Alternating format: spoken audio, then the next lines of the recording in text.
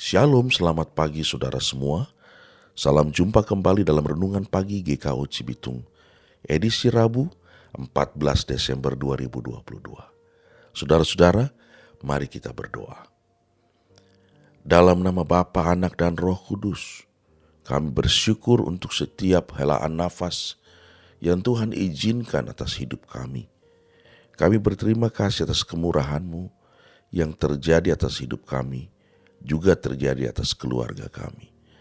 Saat ini kami semua sedang berada di tengah perjalanan minggu Advent ketiga yang merenungkan makna sukacita. Pagi ini firman Tuhan yang kami dengar dan renungkan, kami mohon Tuhan mengurapinya agar kami dapat mengerti dan juga menaati. Di dalam nama Tuhan Yesus kami berdoa. Amin. Saudara, judul renungan kita pagi ini adalah Sukacita Daud, dengan bacaan firman Tuhan diambil dari 2 Samuel 6 ayat 11-12. Demikian firman Tuhan. Diberitahukanlah kepada Raja Daud demikian. Tuhan memberkati seisi rumah Obed-Edom dan segala yang ada padanya oleh karena tabut Allah itu. Lalu Daud pergi mengangkut tabut Allah itu dari rumah Obed-Edom ke kota Daud dengan sukacita. Saudara-saudara yang dikasihi oleh Tuhan, hari Minggu kemarin lilin Minggu Advent ketiga dinyalakan. Bila lilin pertama bermakna pengharapan, maka lilin kedua bermakna kasih, dan lilin ketiga bicara soal sukacita. Hari ini kita melanjutkan percakapan soal sukacita. Kita sudah dengar sukacita orang Makedonia, kita juga sudah dengar sukacita Sakeus. Hari ini kita bicara khusus tentang sukacita Daud. Saudara-saudara yang dikasihi dan diberkati Tuhan, dunia ini penuh dengan tawaran yang dapat menjanjikan kesenangan. Mulai dari yang menjanjikan kesenangan perjalanan menikmati indahnya alam, maupun sampai yang menjanjikan kenikmatan syahwat. Dari semua yang ditawarkan itu, tidak satu pun yang merupakan sukacita, atau dalam teks Ibraninya, samah. Karena kata samah, mayoritas berarti kegembiraan dalam batin yang terkait dengan perkara-perkara rohani. Memindahkan tabut Allah adalah mimpi Daud setelah puluhan tahun Saul mengabaikan tabut itu. Kali ini Daud ingin mengubahnya. 20 tahunan tabut itu berada di rumah Abinadab.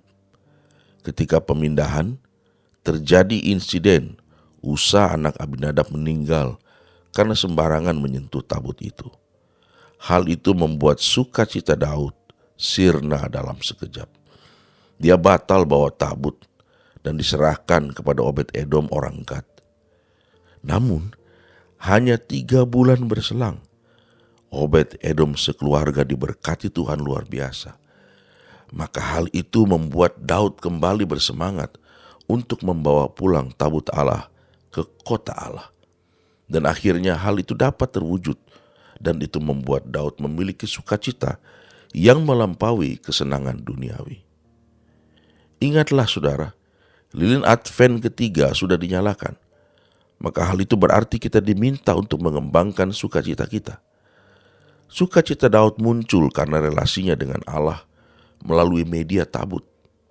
Jarang orang memiliki hati seperti Daud yang berkeinginan untuk memiliki relasi yang akrab dengan Allah sebagai sebuah kebahagiaan atau sukacita.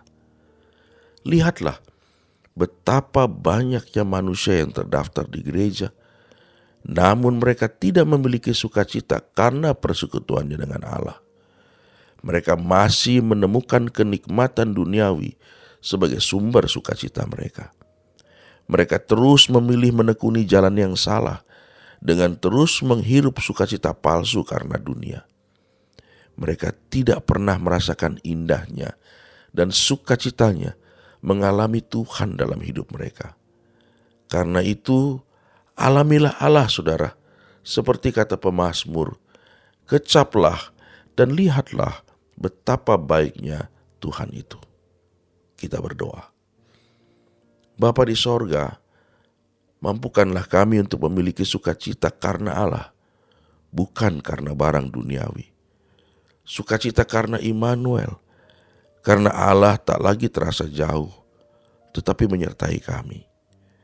Berikan kami kepekaan Daud yang memiliki sukacita karena Allah dan pekerjaannya, sehingga semua tugas pekerjaan kami lakukan dengan gembira.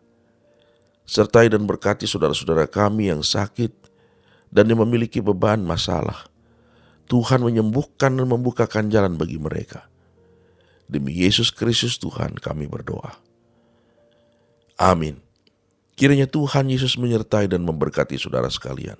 Shalom.